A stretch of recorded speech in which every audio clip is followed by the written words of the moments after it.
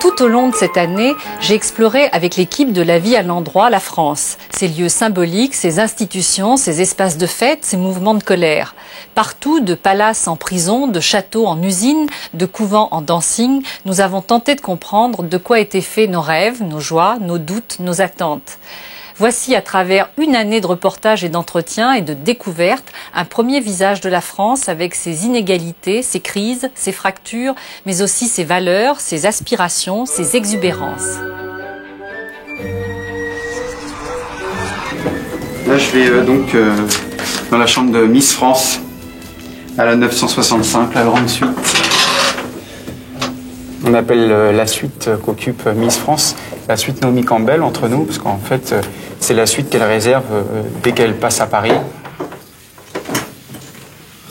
Je ne savais pas qu'en devenant Miss France, j'allais venir au Bristol. C'est la grande surprise. Bonjour. Bonjour, votre petit déjeuner. Voilà. Je savais que Miss France gagnait une voiture. Vous avez passé une bonne nuit? Oui, merci.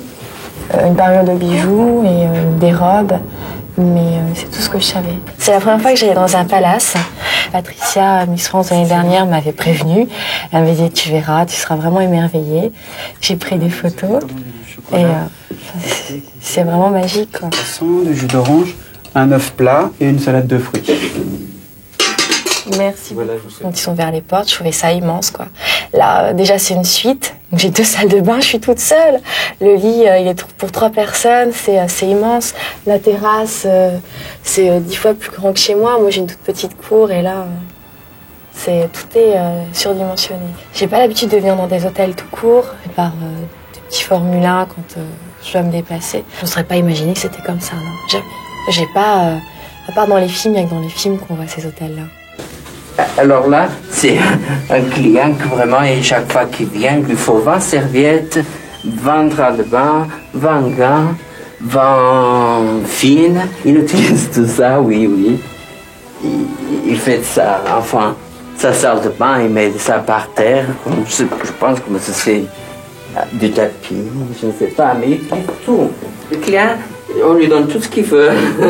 Même des fois, ça nous arrive un client qu'il faut faire son lit avec 6 draps. 6 draps, oui. Voilà, là, on a fini.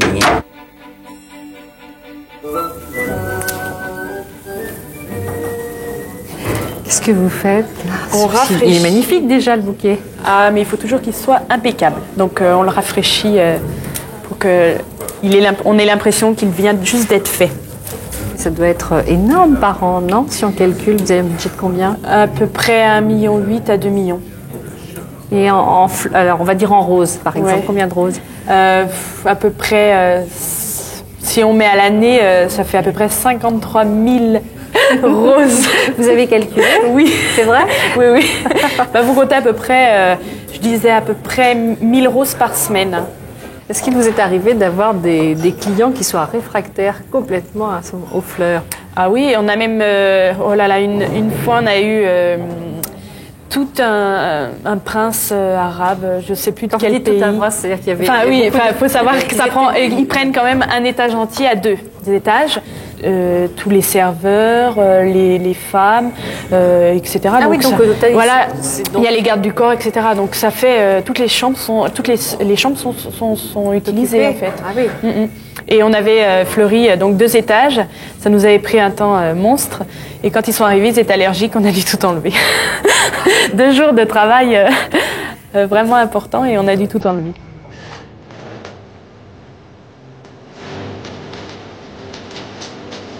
Le fauteuil, le bureau, la table, tous les canapés. Tout ça, il se dédie. Ah oui, tout. Il faut que ça soit net. Là, il va y avoir le sapin de Noël, là. C'est-à-dire ici, on ne peut rien laisser comme... Non, rien du tout. Rien. Rien. Fantastique. Voilà. Vous êtes un ange sans aile. Voilà. Et en face, là? Et en face, c'est également pareil. Le bureau. Et, tu te rappelles pas, il y avait les flippers. Exactement. La commode, il s'en va quelque part à l'entrée. Voilà. Vous la mettez à l'entrée. Et les 2 fauteuils également, ça saute. Oui, le bureau. Également. Voilà. La chambre à coucher, ça reste un touché à rien. Il va dormir, le monsieur. Ah, voilà. C'est bon là? Ça va se faire? Maintenant, je peux travailler. Ok. Merci. Donc tous ces meubles vont être sortis pour placer, pour faire la salle à manger que le client nous a demandé. Avec naturellement le sapin de Noël qui va être là, et un buffet et un open bar. Et ici, là, il y aura les jouets des enfants avec des jouets électroniques que monsieur va nous apporter pour installer. Rien n'est impossible, il suffit d'avoir le moyen. Par les escaliers, ça va être coton. On est au 5e. Il en reste des morceaux en bas. 3, 4. Attends, vous devriez vous mettre en face à l'intérieur. C'est un client très particulier qu'on adore, et puis bon, on s'ennuie jamais avec lui. Donc c'est vrai que je peux recevoir un coup de fil d'un moment à l'autre et puis qu'on me demande de faire des choses qu'on n'a pas fait l'année dernière. Mais comme on connaît déjà le client, on s'y attend, on est prêt.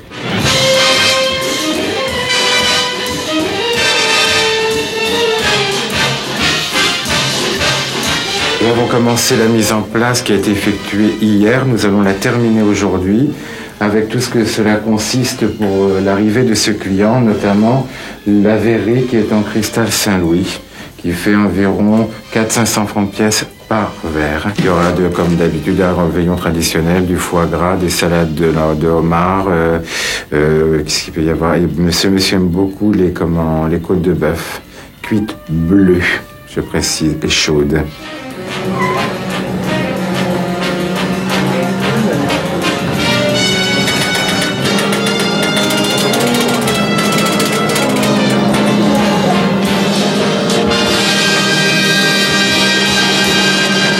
Ça lui a coûté combien au client cette joyeuse fantaisie? À peu près 200 à 300 000 francs. Parce qu'il y a beaucoup de choses que nous préparons et que nous commandons à l'extérieur. La location du matériel et tout ça, ça demande bien sûr une location, des achats particuliers. Bien sûr. Et bien sûr, en plus du prix de la suite, donc oui, c'était la grande suite à 35 36 000. 36 000 la nuit. Par jour, tout à fait. Il restait combien de temps? Une dizaine de jours. Donc c'est un bon client. Très bon client. Ce genre de demande arrive souvent? Je reste toujours quelque part fasciné par des clients qui voyagent avec 300 valises, par exemple. Ça continue d'exister? Oui, l'été dernier, une cliente est arrivée avec 380 valises, exactement. Donc imaginez déjà la logistique pour livrer les valises, pour les installer, vider des pièces, vider 2 pièces pour installer son paire de chaussures. Voilà, tout ce genre de choses. Pour combien de temps? Pour 1 mois et demi. Ou des clients, donc c'est entre autres des clients qui restent 2 mois et qui font beaucoup d'achats. Il y a toujours un avion privé, un 707, qui repart sur son pays parce qu'il est plein de choses qu'elle vient d'acheter et qu'elle. Alors, ce qui me fascine aussi, c'est le client qui voyage sans bagage, parce que le client a ses réserves à New York, à Paris, à Londres. Et ses réserves, c'est-à-dire? Alors, une réserve, ce sont vos vêtements, vos effets personnels. Donc la cliente arrive et elle a son garde-robe d'hiver, son garde-robe d'été, qu'elle laisse au Bristol, et puis elle en a un autre à Londres, peut-être au Dorchester, à New York au Plaza, et la cliente voyage sans valise. Et elle fait des achats réguliers, donc de vêtements d'hiver, d'automne, d'été. Et oui, c'est la même chose, mais de façon différente. Et alors en fait, quand la cliente part, elle laisse tout dans sa chambre, enfin dans sa suite ou dans sa chambre. Et c'est à nous après, donc, petit secret professionnel, de tout ranger, de tout répertorier, parce que faut imaginer que on a des clients qui laissent peut-être 30 manteaux, 40 paires de chaussures, etc. Ah oui, hein? Oui, belle garde-robe. Oui, c'est pas 3 paires de chaussures et 2 manteaux. Donc il faut tout répertorier. Mais il faut penser qu'ensuite, quand elle reviendra 1 an plus tard, elle retrouvera tout installé de la même façon comme elle l'a laissé quand elle est partie un an avant. Attendez, qu'est-ce que vous voulez dire? Ce que je veux dire... Vous prenez par exemple, là, je m'en vais en laissant mes manteaux, vous prenez des photos? Mais pas que les manteaux, si vous laissez un bout de papier avec le crayon, le cendrier avec une cigarette, bon la cigarette pas allumée ou un paquet de cigarettes, plus des choses sur la table, quand vous allez revenir un an plus tard, vous retrouverez exactement à la même place les objets que vous avez laissés. Tout ça pour vous faire sentir chez vous. Mais vous avez combien de clients qui ont des garde-robes chez vous? 300 à peu près. 300? Oui. Ce qui est pas mal. C'est impressionnant. C'est entreposé où? Dans des locaux, sous clé. Vous aimeriez, vous, vivre ici? Oui et non, parce que peut-être parce que je vis dans les palaces, donc pratiquement. Alors vivre ici, non. J'ai besoin de sortir du contexte palace pour respirer tout simplement, prendre l'air, parce que c'est quand même une atmosphère qui est agréable, mais on a besoin aussi de se mêler à la foule, de faire des choses très simples. Et vous avez le sentiment d'être coupé de la réalité? Parce que vous l'êtes d'une certaine manière, coupé de la réalité. On est coupé de la réalité, oui, tout à fait. Tout à fait. Non loin de cet univers de luxe et d'extravagance, dans le même pays, au même moment, d'autres Français luttent pour conserver leur travail, échapper à la misère, sortir de l'exclusion. Non, non, non, alcool n'est pas mort. Non, non, non, alcool n'est pas mort. Non, non, non, alcool n'est pas mort. On n'est pas d'accord du tout avec la fermeture de l'entreprise. On avait du travail, on a fait des heures supplémentaires et lundi, en meilleur vœu, le patron nous annonce un dépôt de bilan avec une liquidation judiciaire et ça, on n'en veut pas. Donc on occupe les lieux le jour, la nuit et on se battra jusqu'à la fin. On dort dans le réfectoire et... On va avoir des lits de camp par la mairie de Haine, des Liberclos. On va avoir des lits de camp pour pouvoir dormir. Non, non, non, alcool n'est pas mort. Non, non, non. Non, non, non, alcool n'est pas mort. Non, non, non, non, alcool n'est pas mort. Car il lutte encore, car il lutte encore. Bon, ça y est, allez, on va travailler.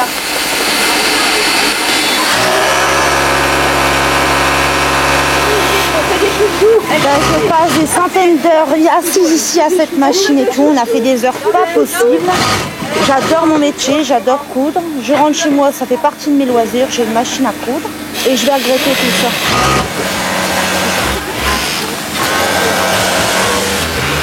J'espère de tout mon cœur qu'on puisse continuer ici. C'est tout ce que je souhaite, d'avoir du boulot. On fait la besogne et on devient mendiant. Alcool en Pologne pour gagner de l'argent. Nous on fait la besogne et on devient mendiant. Alcool, non, non, alcool ne pourra pas. Oui, oui, alcool se défendra et nous garderons nos emplois. Chanter, on va dans le réfectoire là. C'est le lieu de pause. C'est où on mange, où on passe nos pauses.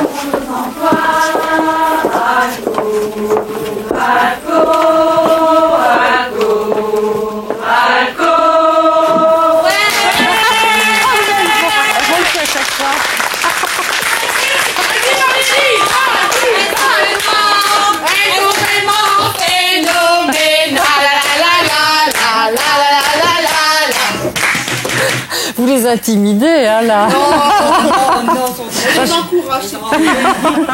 Vous êtes l'une et l'autre depuis peu, finalement, dans cette usine. Vous, depuis presque 2 ans? Ça fait 2 ans, au mois de juin, oui. Là, avec Clotilde, ça fait quelques mois. Quelques mois, oui. Je pensais rester longtemps. Vous n'aviez même pas imaginé Pas du tout. voir ce genre Pas de problème? du tout, pas une seconde.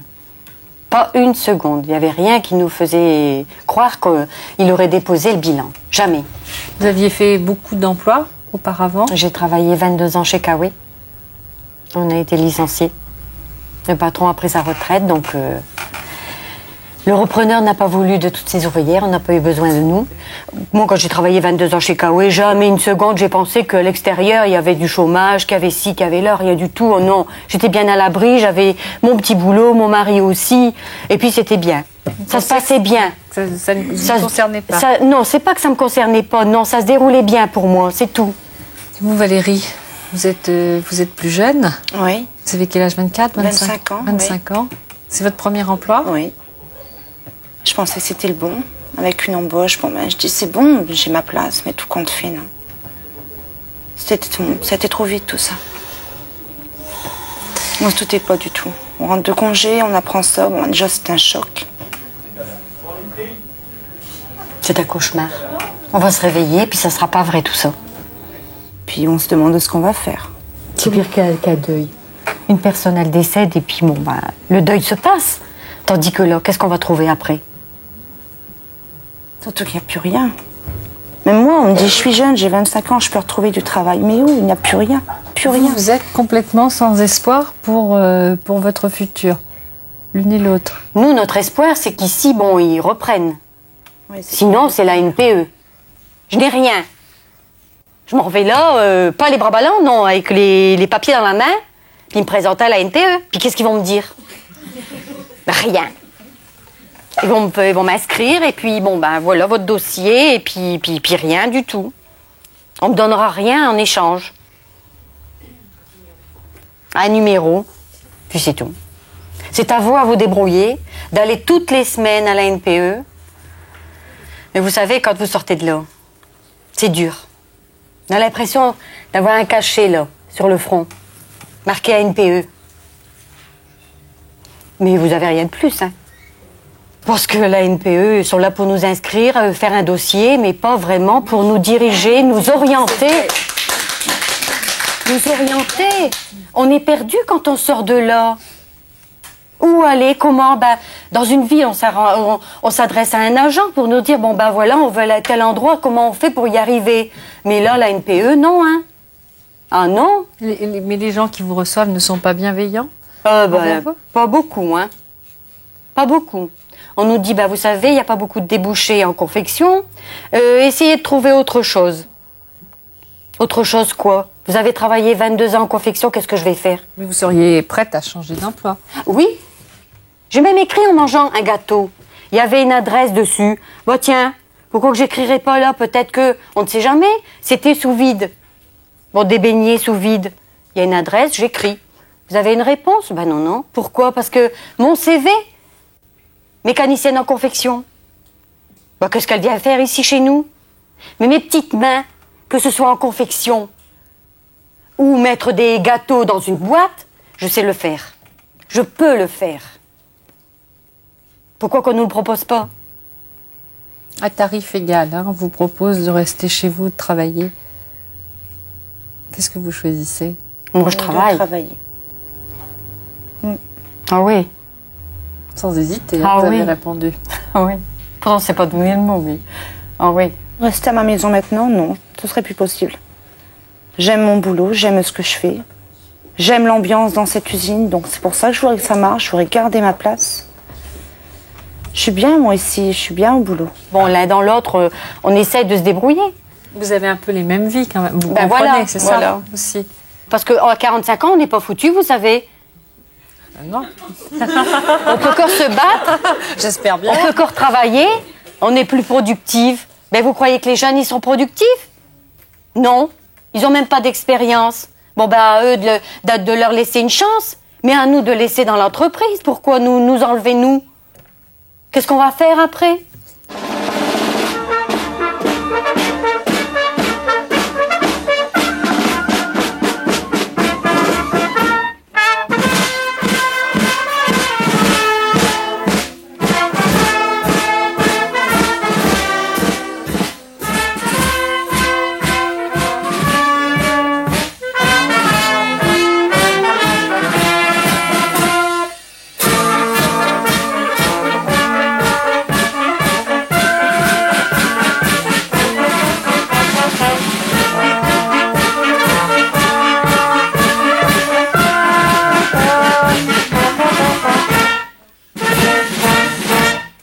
Bonjour mesdemoiselles, mesdames, nous sommes venus vous soutenir dans votre malheur, dans votre détresse.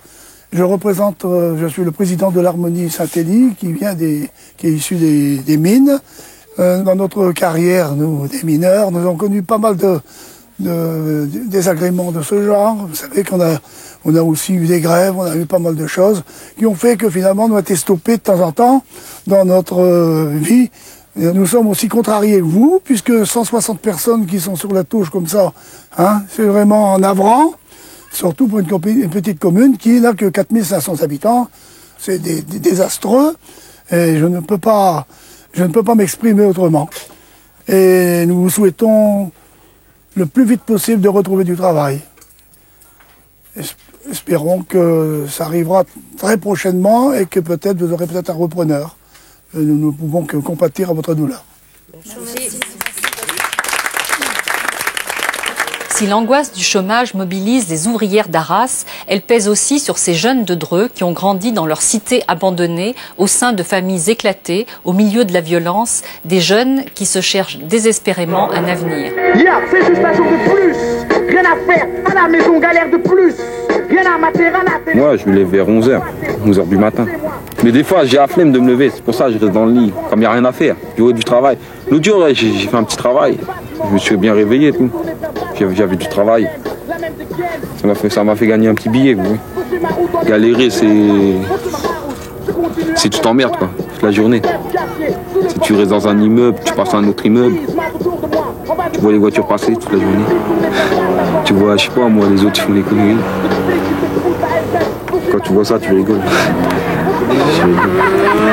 Quand t'as rien à faire dans une cité, je sais pas, t'es obligé de faire... je sais pas moi, faire du business. Vas-y. Je le dis, j'ai déjà fait quelques trucs, pas bien.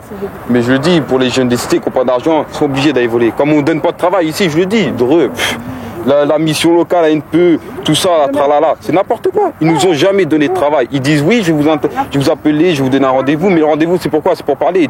Ils se foutent de notre gueule, quoi. C'est tout. C'est juste un jour de plus, rien à faire, à la maison galère de plus, rien à mater, rien à télé. Vous avez tous entre 15 et 22 ans. Peut-être, Mickaël, c'est toi le plus âgé? L'un des plus âgés, 21 ans. Voilà, toi, tu travailles. Ouais. Tu travailles en usine. Voilà. Tu as un salaire de 7 000 et quelques francs par mois. Exactement. Voilà. Et toi, tu as connu vraiment la galère avant de travailler maintenant. Ouais, j'ai connu, ouais, quand même. En gros, de 12 ans à 18 ans. Qu'est-ce que tu as connu? J'ai connu traîner dans les quartiers, boire, fumer, voler. Petites conneries, quoi. Mais pas des trucs vraiment gros. C'est quoi des trucs pas vraiment gros sans plus? J'ai connu au début les vols, quoi. Les vols pour faire un petit peu d'argent. Les vols aussi, j'ai fait des vols d'alcool pour boire un coup, quoi, rigoler. Et j'ai connu aussi la galère au sens propre du terme, quoi. Rien faire de toute la journée. Alors, on allait casser quelques trucs ou on allait se promener, faire un petit peu de bordel, emmerder des vieux pour se faire courser. Se faire courir après, c'était amusant. Pas pour se faire de l'argent, mais c'était pour passer le temps, en fait. On s'emmerdait, voilà. On s'est tous s'amuser à faire ça. Hein. Ça commence par sonner aux sonnettes et après... voler des cerises, voler des pommes. Et pourquoi, d'après toi, à 12 ans, tu as commencé à voler? Je ne peux pas dire les fréquentations, mais bon, c'était ça, quoi, en fait. Et j'avais une absence paternelle aussi. Absence paternelle. Ma mère, elle n'arrivait pas à me tenir parce que j'étais pas mal turbulent, quoi. Je foutais rien à l'école et j'avais pas envie de travailler. Alors, je sortais puis je m'amusais bien, quoi, dehors. C'était la vie facile. C'était sympa. Est-ce que toi, sincèrement, tu avais besoin justement de voler? Est-ce que tu en avais un vrai besoin ou c'était plus parce que c'était une façon d'exister dans la bande? C'était plus une façon d'exister dans la bande. En fait, c'était pas par besoin, quoi. C'était pour s'amuser, risquer. Le risque, tout le monde aime bien ça, je pense. Et les études, ça t'intéressait pas du tout? Non, ça m'intéressait pas trop. Non. Sauf quand j'ai commencé à faire mon apprentissage en fraisage. En fait, le fraisage, on faisait pas mal d'ateliers. L'atelier, c'est manuel, quoi. C'est autre chose que l'école. L'école, c'est français, les maths, rien à cirer. Hein. On s'en fout des maths. Quand tu as commencé à apprendre un métier, tu as senti que tu pouvais... Ouais, voilà, ouais. Et c'était déjà plus intéressant. En fait, quand on s'intéresse à quelque chose, On a envie de s'accrocher dedans.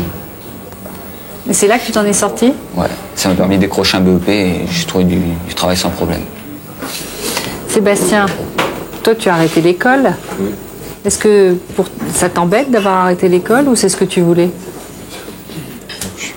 Moi j'aimais pas l'école. Tu as quel âge? 19 ans? Oui. Ta famille est unie ou désunie?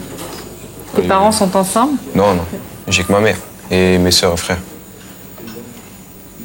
Tu t'es senti toi aussi, comme le disait Mickaël tout à l'heure, un peu seul, livré à toi-même? Je le sens tous les jours, ça. Dans le quartier, c'est comme ça. Quoi, je me sens pas seul, mais quand je suis dans le quartier, tout le temps, je suis pas livré à moi-même. Je suis avec les copains, je sais pas, je vais faire des flashs, tout ça. Mais est-ce que tu as envie de travailler? Bah oui, je veux travailler. Tu as envie de travailler. Est-ce que tu t'intéresses à certaines choses? Je m'intéresse... pour l'instant, je m'intéresse à rien, je sais pas quoi faire. Je sais pas aller travailler dans quoi. Je sais pas, moi, je suis dans la mer, je vois pas d'avenir, moi. Bah mais attends, il n'y a pas que ça. Depuis tout à l'heure, vous vous plaignez, ouais, on n'a pas de travail, nana, on n'a pas ci, on n'a pas ça. Mais il n'y a pas que ça, Dreux. Hein. Il y a des bons côtés aussi. Hein. Mais il faut les trouver, c'est sûr. Ouais, bah quoi? Je sais pas. Bah déjà, pour trouver du travail, il faut faire en sorte de... Je sais pas. Déjà, il y a des apprentissages, il y a plein de trucs. Mais ça, c'est sûr, quand on quitte l'école tôt, c'est sûr qu'après, tu te retrouves dans la rue. Hein. Ouais, mais ça, celui qui aime pas l'école, tu peux pas rester assis sur une chaise, comment tu veux qu'il fasse? Tu crois que tu vas trouver du travail en claquant des doigts? Faut... ça se fait pas comme ça, le travail. Faut y mettre un peu du sien. C'est pas... Ça va pas tomber du ciel comme ça. C'est bien beau de dire, ouais, j'aime pas l'école, j'aime pas ci. Tu crois que moi, ça me plaît d'être toute la journée à l'école? Attends, c'est facile, mais attends... Faut y mettre un peu du tien aussi. Hein. Cette France à l'avenir incertain, aux repères détruits, cohabite pourtant avec une autre France pour laquelle le passé, le nom, le titre, la terre balisent encore le présent.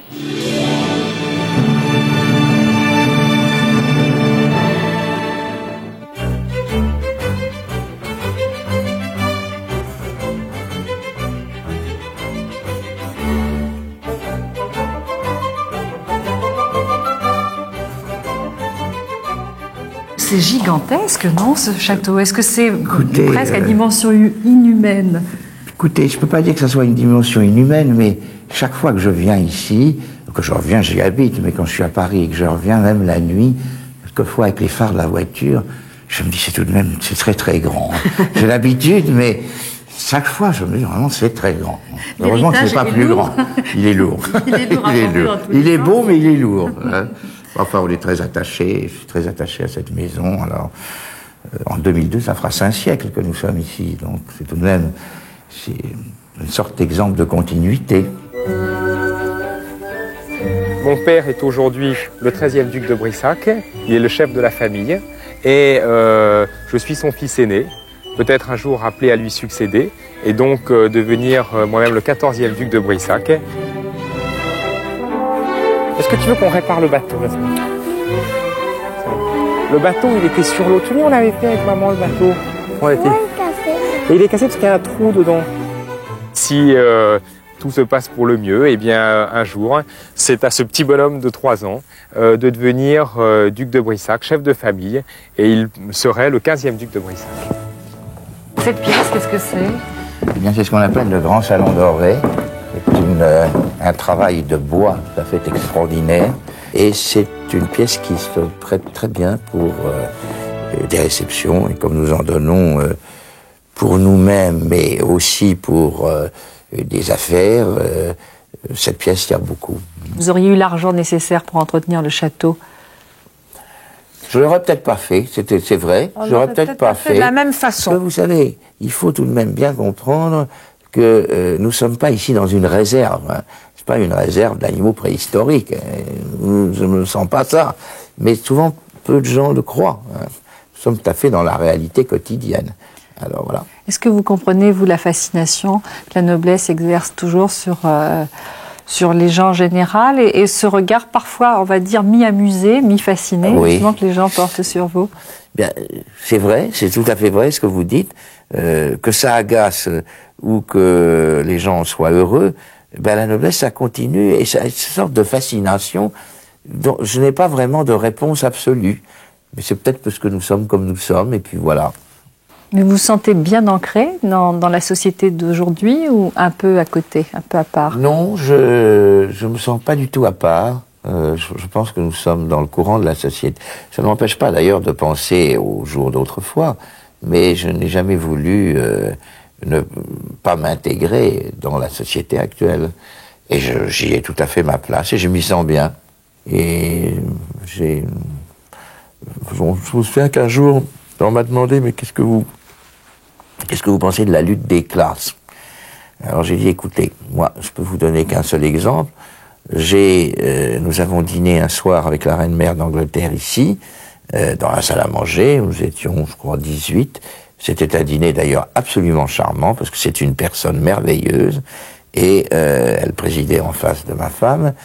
Et 15 jours après, j'avais à la même table mon boucher, mon boulanger, mon charcutier, parce que je suis responsable des rios d'Anjou, et que de ce fait, nous dégustons des rios une fois par mois. Alors, vous voyez que c'est pas tout à fait le même milieu, mais je n'ai pas de problème de ce côté-là. Mais on pourrait vous dire que c'est par pure démagogie. On pourrait, mais c'est pas le cas. Passer le relais à l'un de vos fils pour entretenir le château, pour les réceptions. Est-ce que ça a été avec un soupir de soulagement, dans le fond? C'était dans le naturel des choses, j'allais dire. Mais votre vie a été consacrée à ce château, finalement, à la gestion du château. Oui. Vous exerciez quelque chose, une autre profession à côté? Non. Quand je me suis installé ici, nous avons consacré notre vie à gérer cet endroit. Comme Charles-André aujourd'hui. Comme Charles-André le fait. C'était notre situation, si vous voulez. À quel moment vous êtes venus l'un et l'autre vous installer ici? Eh bien, juste après notre mariage, en 58. Ça va faire 40 ans l'année prochaine. J'avais 18 ans. Oui, parce qu'il s'est posé un problème. J'ai eu ce château à l'âge de 8 ans. Un peu jeune tout de même. Comment ça, vous l'avez eu à l'âge de 8 ans? C'est parce que le frère de mon père, qui a possédé ce château, n'avait pas d'enfant et il a, d'accord avec mon père, me l'a laissé à moi, de façon à ce que ça vienne directement. Mais il est mort à 38 ans, 36 ans, oui. Donc je me suis trouvé avec ce château à l'âge de 8 ans. Je me souviens que ma sœur aînée m'a planté devant le château en me disant, maintenant, c'est à toi. Quand nous sommes mariés, d'accord, l'un avec l'autre, on s'est dit, si on veut sauver ce château, il faut y vivre. Et y aller. Et vivre dedans. Ça a été un peu dur, parce que je peux pas vous dire qu'il y avait la poésie du feu de bois, quand il n'y a pas de chauffage derrière, dans les pièces comme ça, c'est un peu rude. Hein. Vous avez bougé, vous, par rapport à l'éducation de vos parents. Autrefois, dans vos milieux, on ne parlait ni d'argent, ni de sexualité. Pas beaucoup. Pas de politique. Pas beaucoup. Alors... Ça, c'était deux sujets qui étaient un peu tabous. L'argent, c'était sûr. Hein. Sexualité, si on... C'est vrai qu'on en parlait des histoires, mais on n'en parlait pas, non, vraiment. Mais l'argent non plus. Ça, c'était vraiment tout à fait mal vu. Oui. Maintenant, on en parle, c'est pas non plus... Il faut appeler un chat, je veux dire. Exactement. Mais on se ruinait sans en parler. C'est absolument extraordinaire. Ça, alors que maintenant... Maintenant, on se ruine et on en parle beaucoup.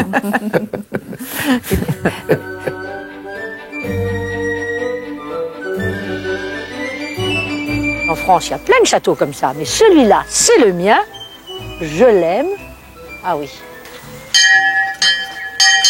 On essuie ses pieds avant de rentrer, hein? Vous êtes d'accord? Jean-Luc! Jean-Luc! Ouh! Jean-Luc? Ouh! Ah, il répare des meubles. Bon. Oh là là. Ah, mais donc, c'est un beau bazar, là. Hein? Ah, oui. Voilà. Ça va dégager. Mais là, il est heureux. Bon, et tu diras tout à l'heure aux filles qu'est-ce qu'on met comme vin à table? Je l'aurais dit. Ah, d'accord. Très bien. C'est le grand jeu? Tout au champigny. Champigny rouge, champigny blanc? Ouais. Très bien. Blanc. Allez, le chien.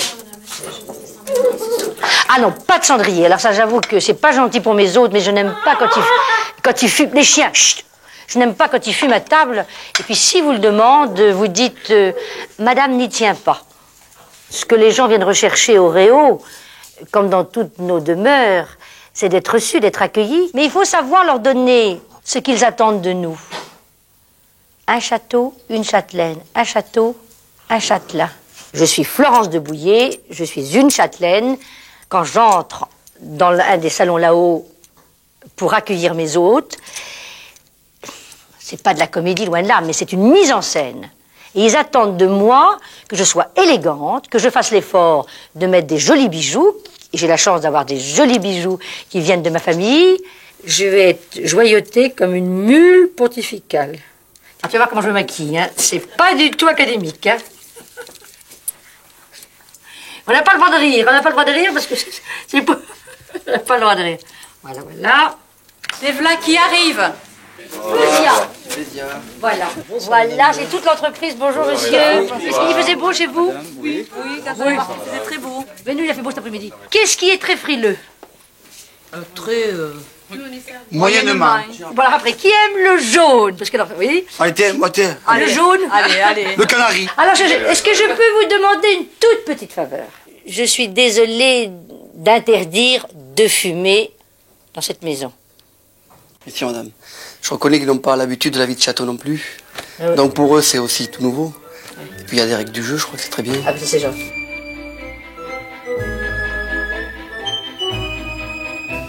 Voilà, vous. Merci. Oui. Pardon madame, vous êtes comtesse ou baronne? Alors, je suis baronne par mon père. Mais ça me paraît bizarre, hein? Non. Mais c'est compliqué à vous expliquer. Santé alors, chin-chin. Hein. Alors, oui. Et vous avez vu quand les tours se reflètent dans l'eau en arrivant, là? Mais c'est-à-dire qu'on avait le camion bien embué, donc on n'a pas eu grand-chose. Vous êtes venu en camion? Minibus. Un minibus. Alors, petite consigne, mais très importante, il n'y a pas de clé sur les portes. C'est voulu. Les chambres d'amis n'ont pas de clé. À partir de maintenant, le château est à vous. Alors, à tout à l'heure, hein. D'accord?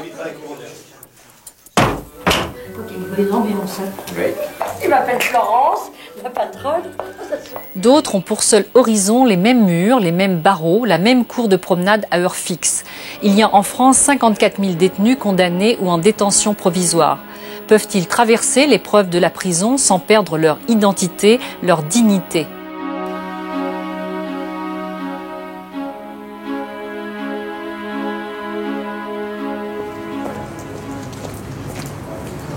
Véronique Vasseur est médecin-chef à la maison d'arrêt de la santé depuis 5 ans. Chaque jour, Véronique et son équipe reçoivent la visite de 150 à 200 détenus.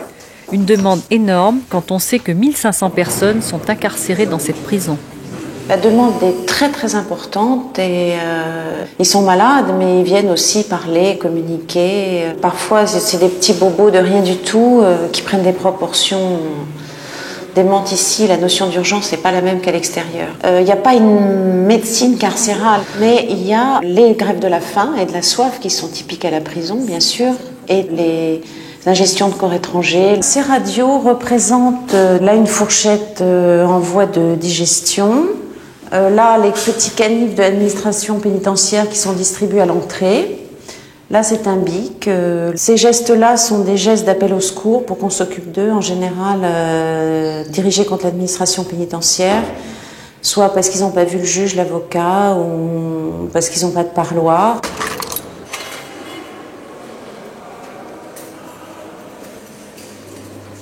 Nous, on peut simplement garantir un accès aux soins identique à celle d'un homme libre. Mais on ne peut pas garantir la bonne santé. Parce que les conditions d'hygiène ne sont pas terribles. Donc, il y a beaucoup de maladies de peau. Parfois, il y a des épidémies de gale. Les toilettes sont communes. Il y a un rétrécissement de l'espace. Il y a donc des troubles de l'accommodation au point de vue oculaire. Il y a tout un tas de pathologies qui sont engendrées par l'incarcération. Au cours des années 80, le gendre de Michel Noir est l'homme d'affaires qui monte. Il affiche une insolente réussite. Quelques années plus tard, il sera déchu pour avoir mélangé la politique et les affaires. Accusé d'avoir détourné près de 29 millions de francs, il sera l'un des premiers délinquants en col blanc traduits devant la justice. Mis en examen en novembre 1992, il sera condamné et passera 602 jours en prison. J'ai pris une condamnation de 5 ans de prison, dont 18 mois avec sursis, ce qui fait 42 mois. C'est une très très lourde condamnation. Pour abus de bien social. Donc l'abus de bien social, il faut expliquer ce que c'est. C'est l'utilisation des fonds des sociétés qui m'appartenaient, mais pour un objet qui n'était pas l'objet de la société. Je Je ne me présente pas comme un innocent. J'ai reconnu les faits, je dis seulement que je pense que j'ai une condamnation très très lourde. J'ai été incarcéré une première fois pendant 4 mois et 27 jours en 92, puis une deuxième fois où j'ai effectué 16 mois. Je suis sorti le 12 avril 1997 et depuis cette date-là, je suis suivi. C'est d'ailleurs une obligation de ma libération conditionnelle, c'est-à-dire que la justice souhaite que je sois suivi. De toute façon, je le souhaite aussi à l'hôpital Sainte-Anne. Et l'hôpital Sainte-Anne est dans le 14e, dans le même quartier que la maison d'arrêt de la santé, dont vous voyez ici d'ailleurs les murs et certaines fenêtres. Vous voyez que là, il est 16h30. À 16h30, c'est terminé, les détenus ne sortiront plus de leur cellule. Et moi, je ne peux plus, pour toutes ces raisons-là, je ne peux plus la voir, en tout cas passer devant, et je fais chaque fois, 2 fois par semaine, un détour pour éviter de côtoyer ces murs de l'horreur et de repenser à cela. Vous voyez, c'est des moments très difficiles. 16h30 jusqu'à 17h15, vous attendez le repas et vous savez que vous êtes enfermé jusqu'au lendemain matin, heure de promenade, 9h.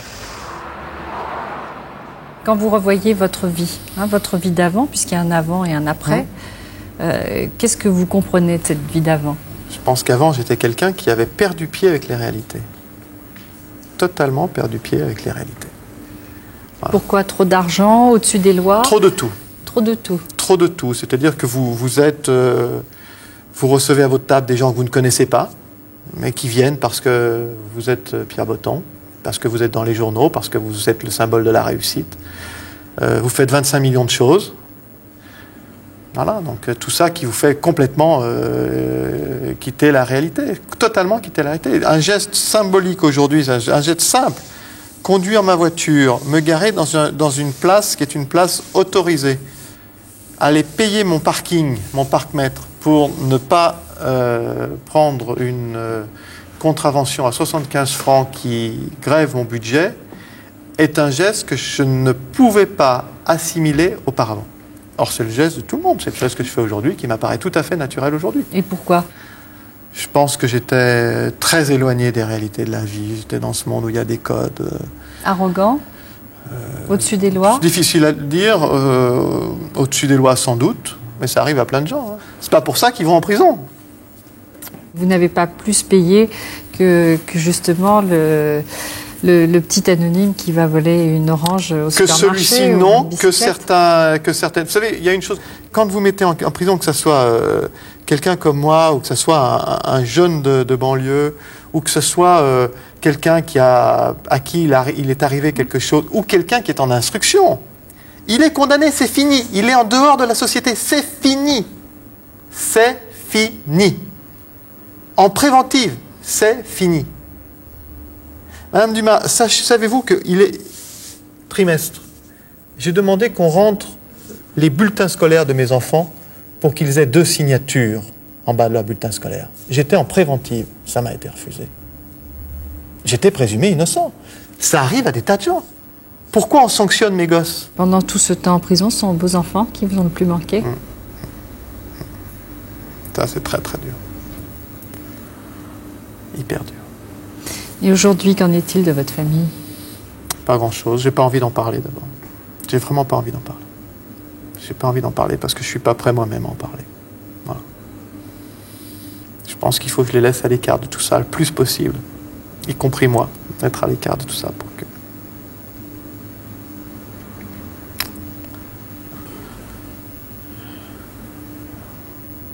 Mais qu'est-ce qui, pour vous, est le plus destructeur, vous a le plus détruit? C'est effectivement cette gifle, c'est-à-dire de vous être trompé sur votre vie, sur vous-même, ou c'est l'expérience de la prison? Non, c'est l'expérience de la prison, parce que si vous voulez la gifle, vous pouvez la prendre. Vous pouvez prendre une gifle, elle peut vous laisser sonner. C'est pour ça que je vous dis que la durée est assassine. C'est ça qui est assassin. Pourquoi c'est le temps en prison qui détruit et qui vous a, vous, détruit? Parce que vous devenez fou. Vous devenez fou. Vous devenez fou, Madame Dumas. Vous êtes seul en face de vous-même, ces jours, ces nuits, ces jours qui passent. Surtout quand vous avez un jugement très sévère. Vous savez, celui qui peut dire « je ne méritais pas ça », il a une grande force parce qu'il va se réveiller il va trouver un adversaire. C'est vrai, il a une très très grande force. Moi, je me suis jamais dit innocent. Hein. Et je pense sincèrement que l'origine de tout, c'est moi. Donc je me bats continuellement avec moi-même. Donc c'est ça qui est terrible, vous comprenez, je veux dire. Donc, et à un moment, vous êtes engagé dans un processus qui est un processus qui vous amène à la destruction. Ça, vous vous tapez vous-même dedans comme un coup de bélier. Avec des coups de bélier, vous détruisez de l'intérieur. C'est ça qui est difficile. Qui est Pierre Botton dans 10 ans? Je sais pas. 10 ans, c'est rien. Je sais même pas si dans 10 ans ça existe. J'ai plus de certitude. Vous n'avez plus de perspective d'avenir? Non. Non. Moi, non. J'ai plus aucune certitude. Cette épreuve de vérité née de la solitude et de l'isolement, d'autres la connaissent. Mais eux ont choisi volontairement la discipline et la prière. Ils ont décidé de renoncer au monde sans cesser pourtant d'être parmi nous. Le matin, nous avons la prière silencieuse de 6h à 7h. Donc ça veut dire que j'ouvre l'église vers 6h moins 10 à peu près.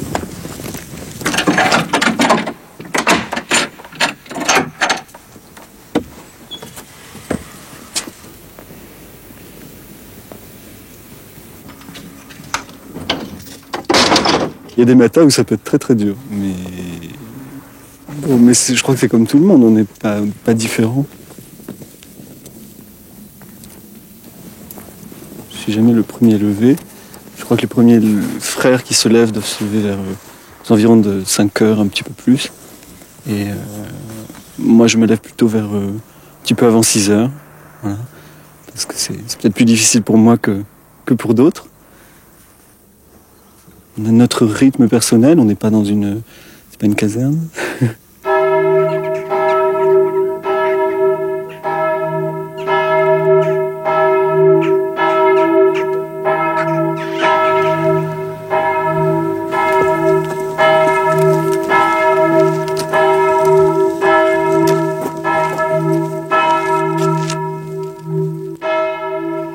Je prépare l'encens. C'est moi qui encense ce matin pour les laudes. Voilà, c'est de l'encens à la lisse. Voilà.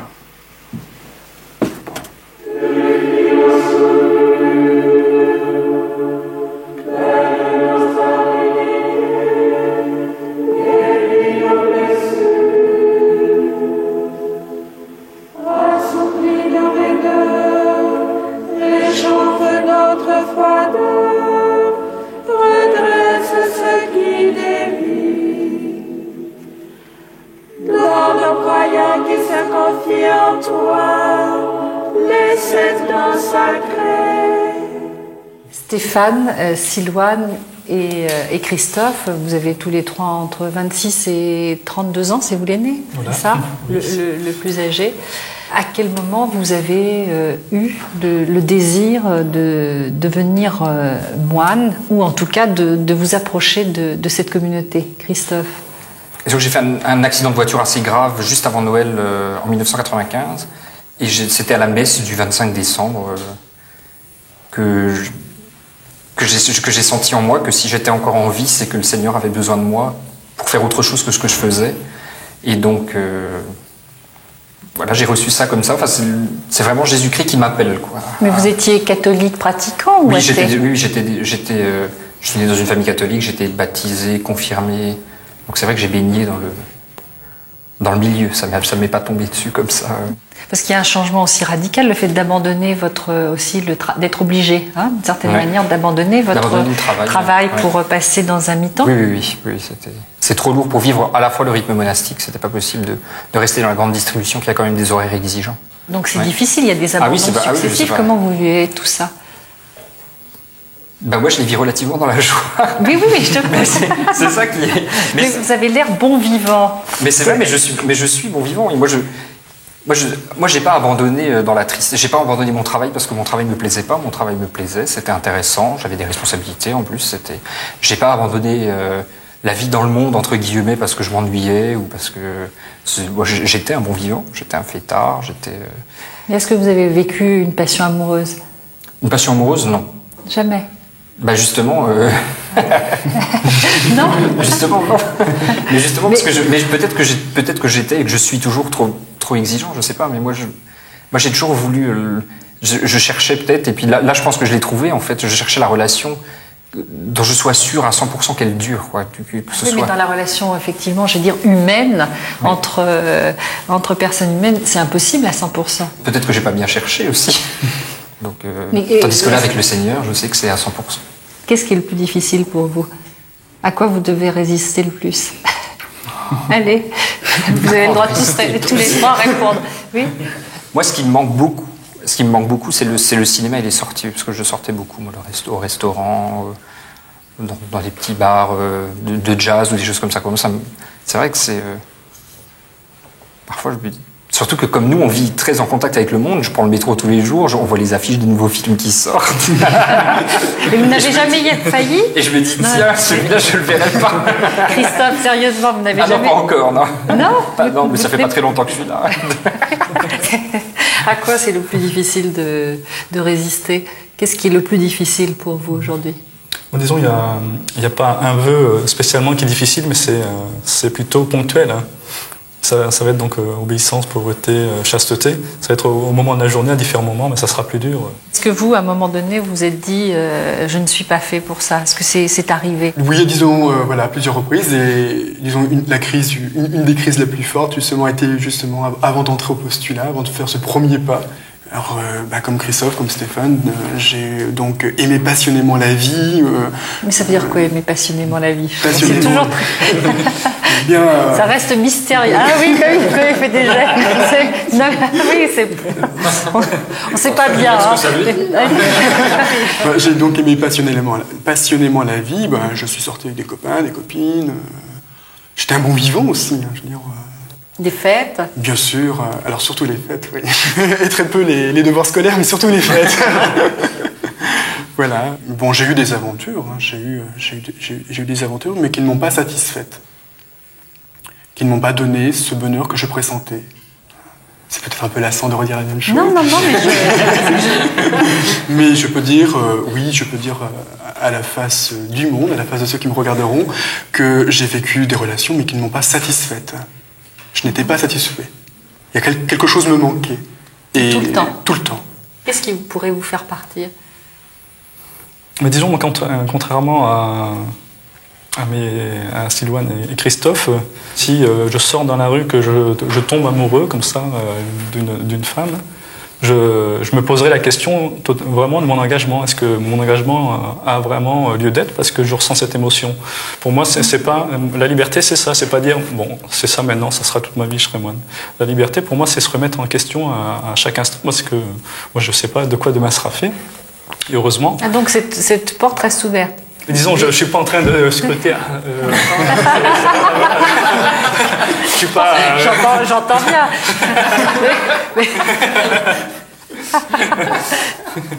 Mais ça veut dire que dans l'immédiat, dans le fond, vous dites je n'ai pas rencontré la femme de ma vie, mais ça peut arriver. Tout à fait. Pour moi, la liberté, c'est ça. À un moment donné, ne pas devenir père. Est-ce que c'est une question pour vous que vous êtes posée? C'est sans souffrance, peut-être pour l'instant parce que je suis jeune. Sans regret, certes, oui. Je ne regrette pas, non. Pour moi, c'est clair. Dans ma tête et dans mon cœur, c'est clair. Je me donne à Jésus-Christ et c'est pourquoi je fais vœu de chasteté. J'enfante et je serai père d'une manière différente. Mais ça veut dire que vous restez donc, alors vous le dites, fils de Dieu, fils de vos parents. Oui. C'est-à-dire éternellement aussi enfant, non? Dans ce choix. Est-ce qu'on peut le dire comme ça? Oui, je pense, oui. Moi, c'est comme ça que je ressens. Et vous, on est appelé à devenir enfant du Père, du Père de Dieu. C'est vrai que personne ne m'appellera jamais papa. C'est vrai que c'est une question que je me suis posée, mais encore une fois, je renonce à ça parce que je sais que j'ai quelque chose de plus grand qui m'attend. Donc,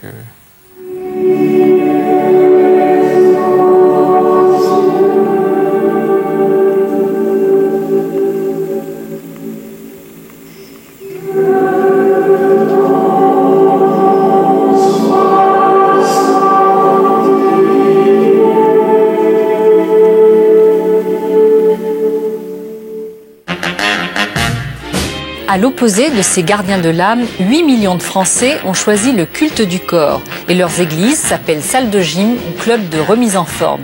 Mais au-delà de l'apparente contradiction, on retrouve chez eux aussi une certaine quête de renaissance et de paix intérieure.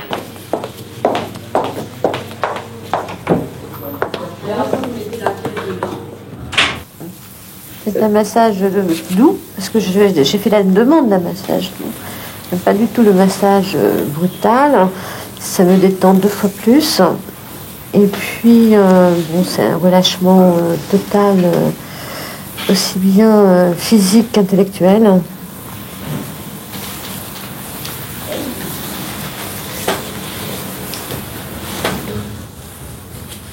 Donc voilà, le massage est terminé, vous pouvez vous relever. Allez-y.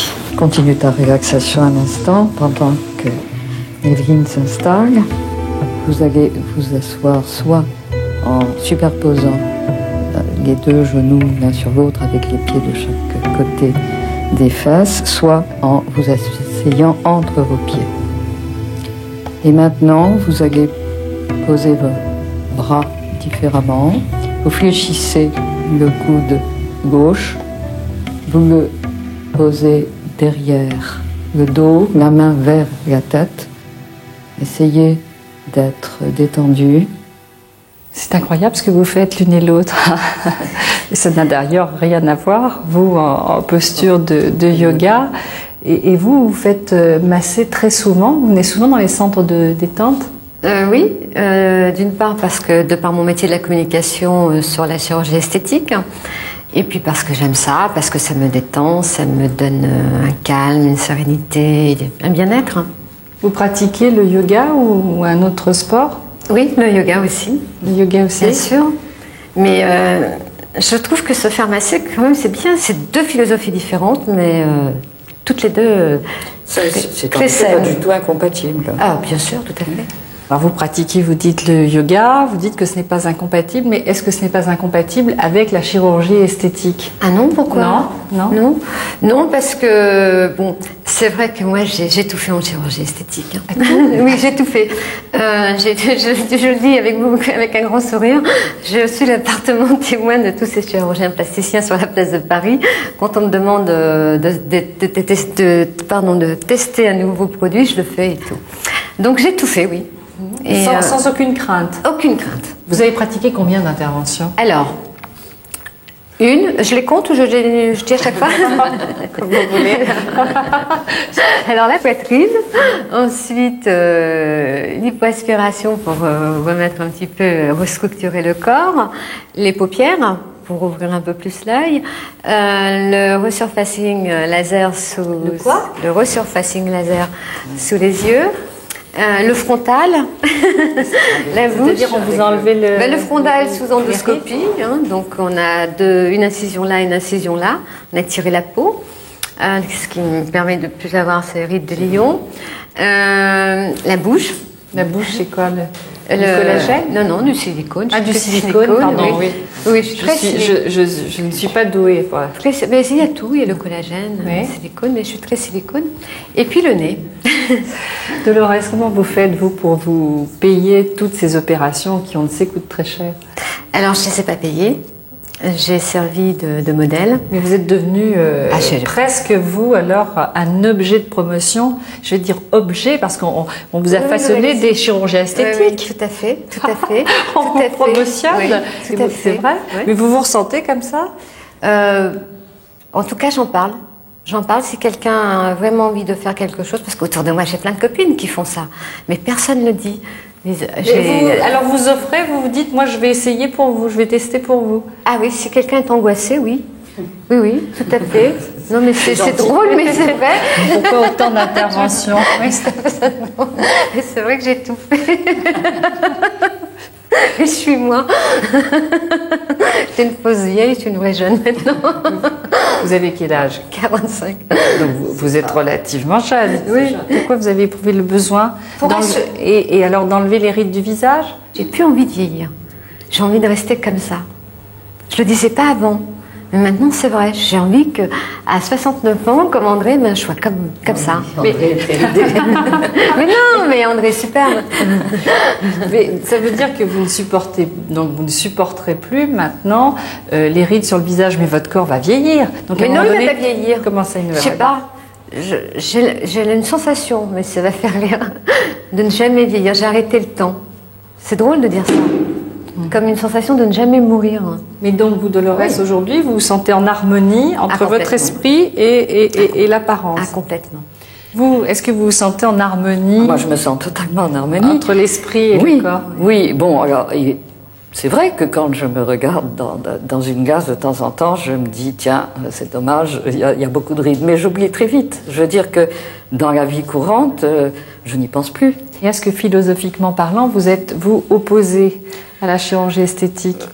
Je dirais oui, que j'y suis opposée parce que je pense qu'on peut très bien assumer son âge. Au fur et à mesure qu'on vieillit, me semble-t-il, qu'on vieillit. Et quand je dis qu'on vieillit, c'est qu'on a expérimenté. Bon.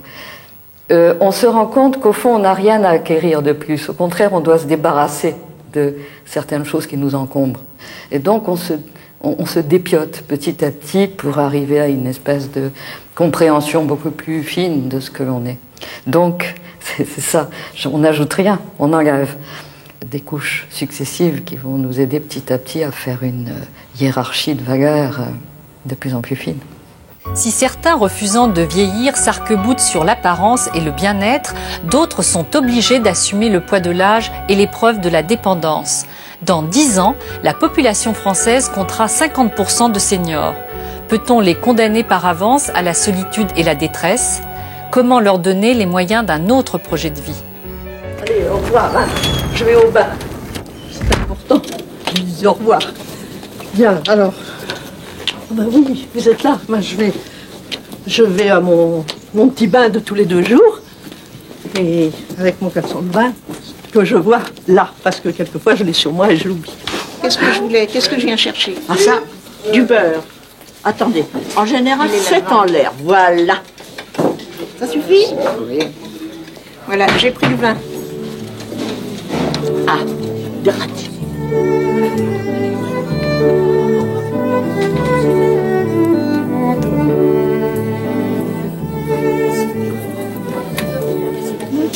Enchanté. Enchanté. Bonjour. Oh, ben, je suis pensionnaire pour le moment. Ah, c'est juste temporaire. Oui. Pourquoi vous voulez repartir? Oh, ben, je pense bien pour rentrer chez moi. Il y a un petit chez soi qu'un grand chez les autres. Vous êtes ici depuis combien de temps?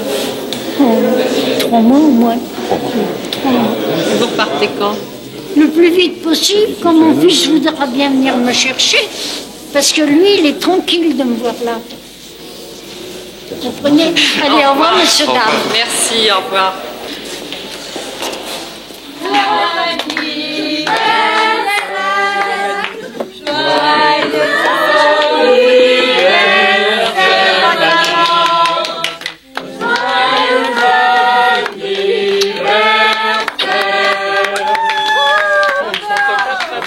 Bon, maintenant j'ai un petit poème à dire. Voilà. Alors, chère bonne maman, on t'aime quand tu nous embrasses très fort contre ta poitrine. Quand tu n'arrives pas à prendre quelque chose dans le placard parce qu'il est trop haut. Quand le matin à 9h, tu es déjà en train de préparer le repas du midi. Quand tu ronfles en dormant. Quand tu manges avec un plaisir gourmand. Bref, on t'aime tout le temps. Bon Elle est bien cette maison de retraite car il y a quand même un coiffeur et une poste. Il y a tout ce qu'il faut, c'est comme un petit village en fait.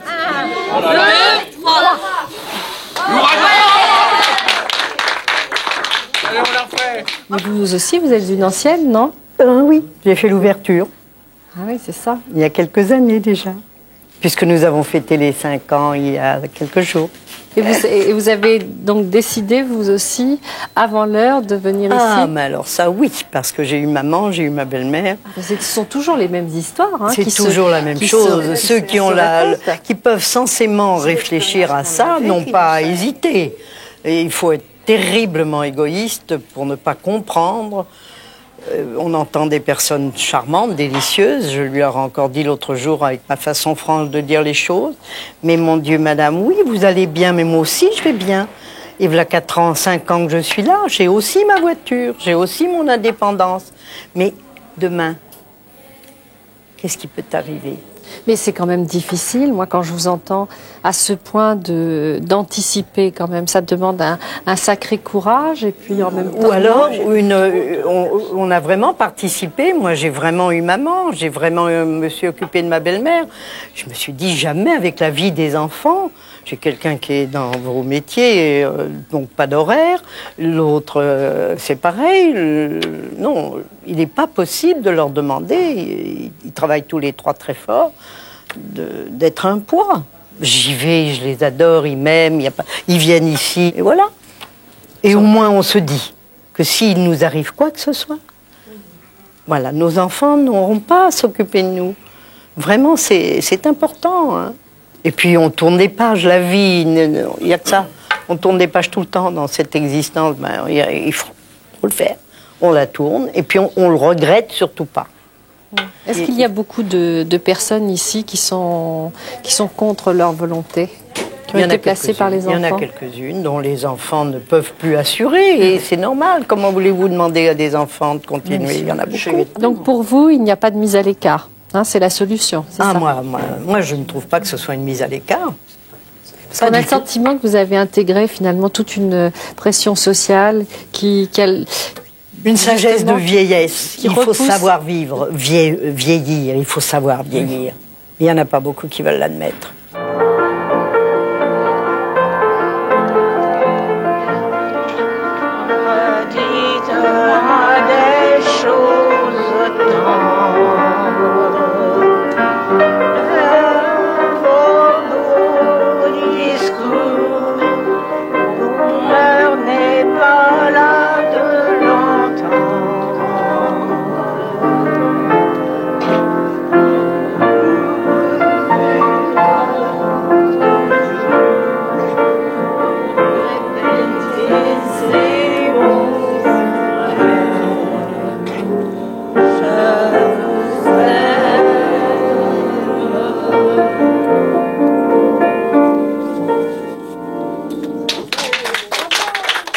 Pour conjurer la mort et le temps qui passe, pour cultiver sans cesse la nostalgie de ces 20 ans, d'autres ont élevé un temple à leur idole.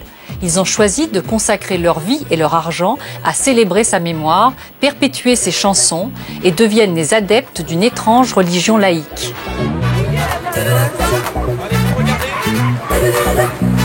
Nous sommes devant le 122, qui était les bureaux de Flèche, et nous allons nous rendre à Dannemois pour fleurir la tombe de notre idole. Voilà, on monte tous dans le bus. Je suis Jean-Louis, membre actif du club Claude-François, et donc je suis l'archiviste du club, et je vais filmer pour le club toute cette journée du souvenir pour Claude. Allez, c'est parti. Bon, on est pas mal. Tout le monde va des mains avec moi.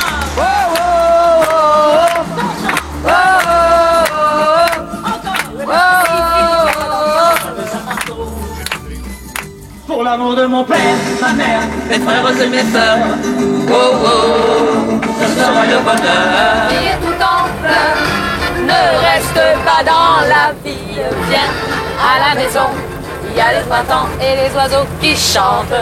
Claude, on va à la maison, on va chez toi, il faut qu'il fasse beau. Il y a les yeux verts que François, il a le front blanc que François.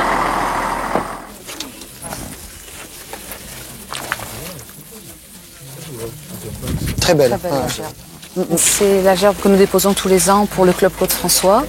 Donc là, pour le 20e anniversaire, on a symbolisé notre amour par un cœur en rose rouge.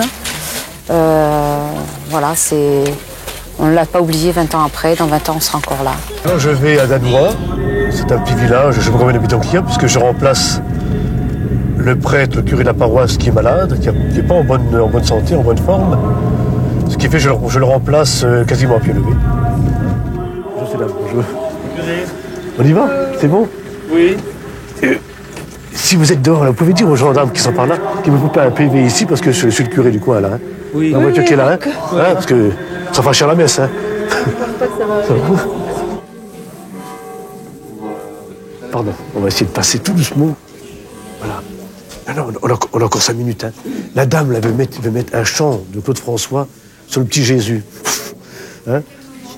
Oh, peut-être à la fin. À la fin, hein? À la fin, d'accord, hein? Et puis pour les cierges, c'est ici. Venez voir, attendez, qu'on ne brûle pas, hein? Voilà. On va le mettre comme ça? Ça ira? Hein? Voilà. Ah ben, c'est bien comme ça. On a une affaire qui tourne. Vous êtes venus nombreux de Belgique, d'Allemagne, de France, pour une messe aussi au cours duquel nous ferons mémoire de Claude François, qui est décédé un 11 mars 1978, 20 ans déjà. Alors, Père Halili, c'est la première fois que vous célébrez une messe avec les fans de Claude François? Oui. J'étais d'abord très surpris, puisque comme je vous l'ai dit, je ne suis pas curé du coin. Et quand je suis arrivé, j'ai été frappé par la diversité des âges, des jeunes, des vieux, avec beaucoup d'émotions pour certains, d'autres voulant apporter un cierge, d'autres voulant déposer des photos sur l'autel, où j'ai dit gentiment non, l'autel n'est pas un lieu où on dépose des photos, c'est le lieu où on célèbre, mais la photo on peut la mettre par exemple ici, près des cierges. Bon alors ils ont très bien compris, ça a été très bien accueilli. Vous avez accepté quand même que les photos soient posées? Fait, bien sûr, oui. Bien sûr, je crois que un lieu d'accueil, c'est une chose, on ne fait pas n'importe quoi, c'est vrai. Puisque l'église était pleine, comme vous dites, à craquer. Pour un prêtre, normalement, c'est un moment inoubliable. C'est un moment de bonheur, oui, parce que je pense que tout prêtre rêve d'avoir son église pleine. Donc c'est un moment de bonheur, mais en même temps, il ne faut pas s'affoler. Hein, sinon, on risque d'être nous, le gourou de l'affaire. Et nous ne sommes pas un gourou. Il y a les différences qu'il y a. Hein. Je ne suis pas le gourou de Claude François, je ne suis pas son serviteur. Claude François, vous connaissez? Oui, c'était ma génération, parce que je suis dans 5 ans, donc j'ai 48 ans passés. Vous avez chanté ces chansons? Pardon. Oui, je connaissais quelques-unes. Si j'avais un marteau, par exemple, le téléphone pleure. Oui. Hein. Bon, les classiques, voilà, les classiques. Mais ce qui m'a frappé, moi je n'étais pas un fan de Claude François, mais j'aimais bien ces chansons parce que je trouvais qu'il y avait quelque chose de très humain, c'est-à-dire on sentait un homme qui, à travers ses chants, pleurait sa vie ou exaltait sa vie. Et je crois que c'est un message qui correspond à notre société. Il est mort il y a 20 ans, et 20 ans après, par exemple, le téléphone pleure. Quelle est la société où il n'y a pas de divorcés, où il n'y a pas de séparation, où il n'y a pas des enfants qui vivent ce drame-là, hein. Donc je crois que beaucoup de gens se sont reconnus là-dedans, je crois, il me semble. C'est ce qui explique pour vous ce culte qu'il a généré, engendré? Oui. Je crois que c'est quand on touche le cœur des êtres humains, peu importe comment, mais quand on le touche dans la réalité de la vie, les gens sont sensibles à ça. Donc ça continuera toujours, ça existera toujours ce phénomène de femme? Oui, voilà, tout à fait, jusqu'à la fin des temps. Ouais. Je crois que l'homme a besoin de ça. Il me semble. Je suis même certain. À travers leur surprenante religion, les fans de Claude François cherchent sans doute à retrouver des repères, des racines. D'autres ont réussi à les conserver en restant fidèles à la terre, au village de leurs ancêtres, au prix parfois de la solitude et de l'isolement.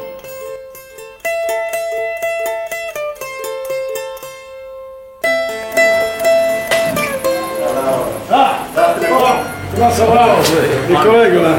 Comment ça va, oui? Tout va bien? Ça va, ouais. Ouais, ça va. Bon, moi, doucement. Qu'est-ce que tu bois?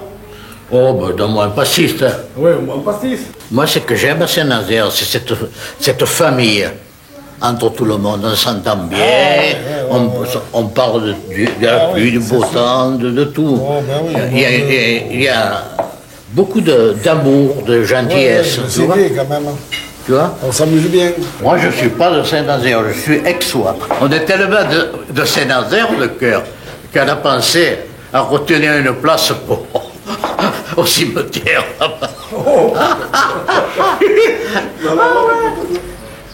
Vous, quand vous étiez jeune, vous avez eu envie de partir? Ma foi, non.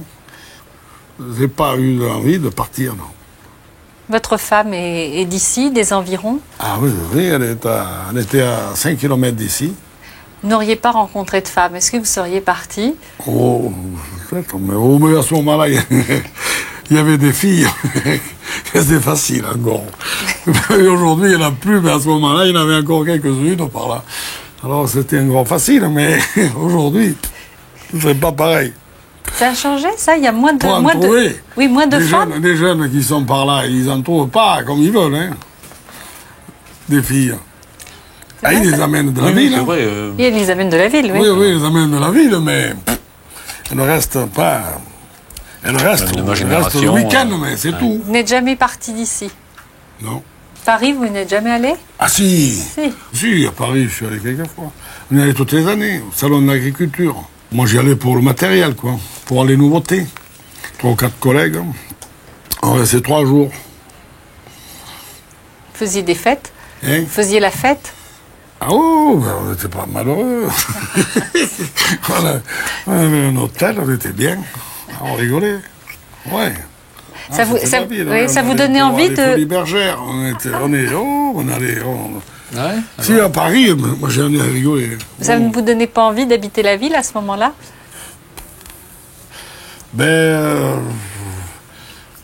Non. Je pourrais peut-être pas vivre.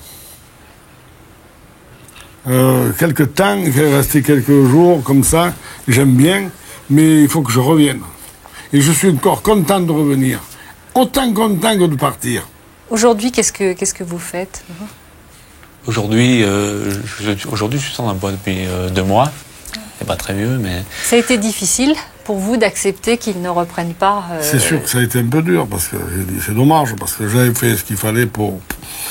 Bien sûr, c'est dur, oui. C'est dur qu'il ne reste personne.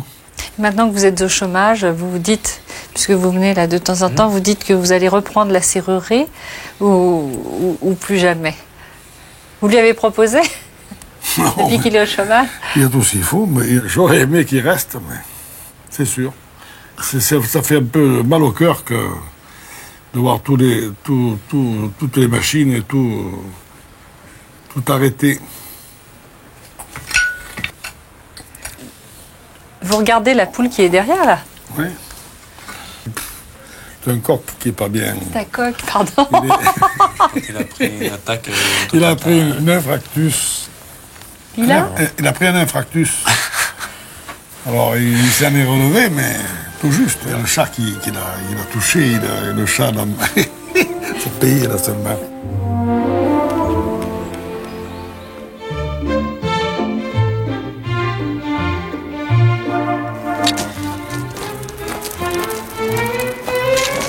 C'est la danse de la lavande. Danse de la lavande, ouais. C'est une danse qu'on apprend très petit à la campagne. Et puis, voilà, vous voyez qu'on a quand même une sacrée technique. En fait, si on ne danse pas comme ça, les lavandes ne prennent pas, quoi, en fait. Ouais, c'est pour qu'il n'y ait pas de vide qui reste autour des racines. Parce que là, on a l'automne. Donc, s'il reste de l'air autour, les racines risquent de geler, la plante risque de geler. Alors, quand on sent bien la terre autour, ben, ça prend mieux, quoi. Cette France-là disparaît lentement avec une partie de notre passé. Ces tribus et ces familles continuent pourtant de peupler notre imaginaire. Au cœur des villes et des immeubles anonymes, peut-on retrouver entre voisins de palier la chaleur d'une communauté. On va rester là tous les deux, c'est pas la peine de me suivre. Toi aussi, gros, tu restes là, personne bouge. C'est pas l'heure. Pour ça, il y a des heures. Rambo aussi, reste là-bas aussi, Rambo. Hein? Rambo, viens pas. Ah, je sais pas si j'en ai mis assez, mais on ne viendra pas me voler en tout cas. Allez. Reste là, toi, reste là. Où tu vas? Tu vas. Allez. Ben oui, rentre à la maison. Allez, va à la maison. Bien gros. Bien gros. Si tu veux venir, bien gros. Ah, salut, tiens, comment ça va? Ben, il faut bien que ça aille. Hein. C'est toujours mes jambes que tu veux. Ah, tu vois, quand je vois une jeune fille comme toi. Ben oui, mais non, mais c'est une ancienne jeune fille, mais enfin. Ah, bah, tu vois, si tu tombes dans mes bras. Eh ben oui, mais je tomberai pas parce que tu serais trop content. Pourquoi je serais trop content? Ben oui, tu serais trop content que je tombe dans tes bras. Alors, alors j'y vais tranquille. Tu vois, j'y vais tout doudou. C'est pas par 2, 3. René, vous habitez dans cet immeuble depuis combien de temps? Septembre 1943, ça fera 54 ans. Vous êtes la plus ancienne ici? Une des plus anciennes. Il y a une dame ici, elle est plus vieille que moi, là, elle a 87 ans, je crois. Vous connaissez tout le monde? À peu près, oui, surtout que j'ai fait la concierge à un moment. Ici, dans cette loge-là? Dans la loge, là, pendant 9 mois, parce qu'on n'avait personne, le temps de trouver quelqu'un. Alors, en dehors de mon travail, je venais donner le courrier, et puis un coup de balai, quand même. En plus de votre travail? En plus de mon travail, à l'époque. J'étais dans la restauration. Dans la restauration, on fait tout. On se met un peu à tout. Ce qui est pas mal d'ailleurs. Après, j'ai fini dans l'hydrostore. J'étais standardiste, après, j'avais pris un grade. J'étais assise, je faisais rien. Je prenais les téléphones, ça m'allait mieux. J'avais vieilli, j'ai travaillé jusqu'à 73 ans.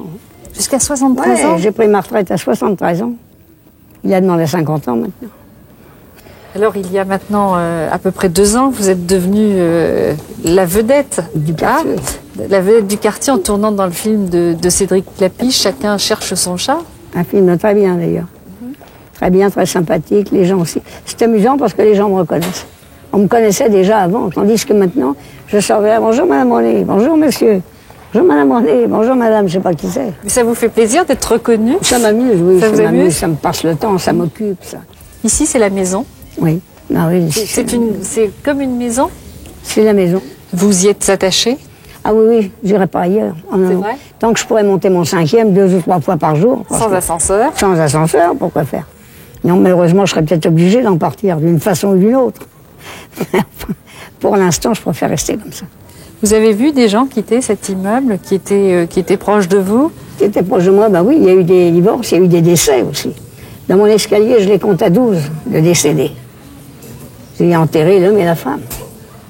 En si longtemps de temps. Quand je suis rentrée ici, d'ailleurs, j'étais la jeune parmi les vieilles. C'était moi la plus jeune. La dame ici, la dame derrière, là, ça part avant moi. Après, ce sera mon tour. Mais j'attends. C'est ça que vous dites? Je l'espère, je l'espère. Qu'est-ce que vous aimez ici? Eh ben, j'aime tout ce qui est ancien, comme ce qu'il y a maintenant. Puis vous savez, on est habitué aux gens. On se croit en sécurité, on se croit tranquille. J'aurai quelque chose, je sais où aller taper. Mais vous les connaissez donc tous? Ah bah longtemps. Mais vous les voyez, vous parlez, ou vous vous croisez simplement en bon voisin? Bah, c'est-à-dire, on se croise, on a un petit restaurant à côté, là, oui, où on se réunit dans ce petit café-là.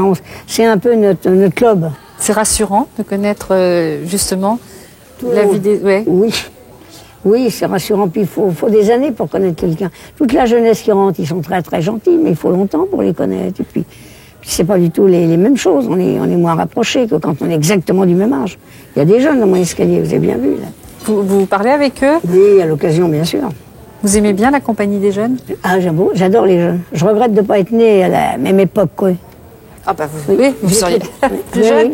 Oui, mais je serais plus jeune et puis je trouve qu'ils vivent, qu'ils font beaucoup de bruit, ça m'aurait été moi ça. Puis alors, ce qu'il y a maintenant, c'est modernisé, c'est-à-dire qu'on nous a mis les sanitaires à l'intérieur, tandis qu'avant on les avait dehors. Je sais pas que c'était mal, ça nous permettait de nous voir. Quand on voulait voir quelqu'un, on entendait la porte, tiens, elle est sortie. On dérangeait personne et on avait des nouvelles comme ça. Tandis que là, beaucoup moins maintenant. Bonjour madame. Bonjour madame René. Ça va madame Tampina? Ça va et vous-même? Ça va, ça va, ça va. Bonjour. Voilà. Bonjour, vous habitez l'immeuble? Oui, madame. Vous habitez l'immeuble? Oh oui, depuis 58 ans. Ah, je suis battue. Vous êtes battue là? Oui, je suis battue. Oui, oui. À 54. Je suis venue là pour ma lune de miel. Et j'y suis restée depuis 1939. Voilà, on déménageait pas à l'époque. Et alors après, j'ai eu une fille qui, elle, habite de l'autre escalier. Oui. C'est un immeuble, on se rend service. Oui. Oui. Ma voisine me vide mes ordures parce que j'ai 83 ans. Hein. Vous avez 83 oui, ans? Oui. Vous allez faire vos courses? Oui, ah bah oui, je suis obligée. Vous parlez, vous voyez?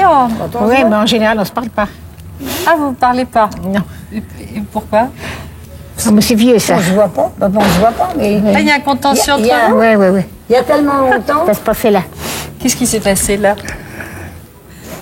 Vaut mieux pas en parler. Ah bon? Il y a le concierge qui était là aussi. Il s'en souvient aussi, lui. Ah, quand ils sont venus ici, il a dit à la concierge, dorénavant, vous me montrez mon courrier, ou je sais pas ça, c'était pas ça? Non. Ah, je m'en rappelle pas. Mais alors, elle a un mauvais caractère? De temps en temps, elle dit des trucs comme ça qui vexent? Je m'en rappelle même pas. Je m'en rappelle même pas. Moi, je m'en souviens. Non, pas du tout. J'ai pas dû m'adresser spécialement à vous, à votre Il y a avec mon mari et moi, il n'y a pas de... Et le concierge, c'est pas au concierge qui c'était le concierge? À l'époque, c'était moi. Non, c'était à la suite, justement, de votre passage de comme concierge. Mais ça fait combien d'années, ça, cette histoire? 17 ans? 16 ans? Oh non, pas tant quand même. C'est en 81 qu'elle est arrivée, madame Ojao. Vous êtes en froid depuis 16 ans? Mais nous, je tiens pas à me réchauffer. On se voit pas. Bon. On se voit pas, on n'est pas en froid. Ah, mais on se dispute pas. Non. On se parle pas. Quand je vois les enfants, je m'en donne des nouvelles. Je sais que vous avez été malade. Et alors pourquoi vous êtes venu? Vous dites bonjour d'habitude? Jamais? Jamais. Mais alors pourquoi vous êtes venu lui dire bonjour là? Là, pour vous? Voilà. Oui, il faut être un peu plus sociale, quoi. Mais autrement, j'étais pas on dirait pas, ouais, mais j'étais pas d'un contact tellement, enfin, familier, quoi. J'étais plutôt, on dirait, réservée, quoi. Comme je connaissais pas le monde, ben, je fais un effort maintenant, je parle. Oui. La preuve, vous êtes venu nous voir. Oui. Mais mon petit-fils sera étonné. Juste que vous ayez parlé. Oui, et justement, quand s'il me voit, si je passe à la télé, je sais pas si je passe ou pas. Ben si, regarde, vous voyez bien qu'on... Ben oui, alors qu'est-ce qu'on fait là? On est en train de filmer là. On filme en derrière. Oui, c'est vrai, mais là, il y a une caméra qui est là. Regardez, il y en a plein autour de vous quand même. Ah oui. Bon. Et bien alors, je vais vous dire au revoir. Hein. Au revoir. Au revoir.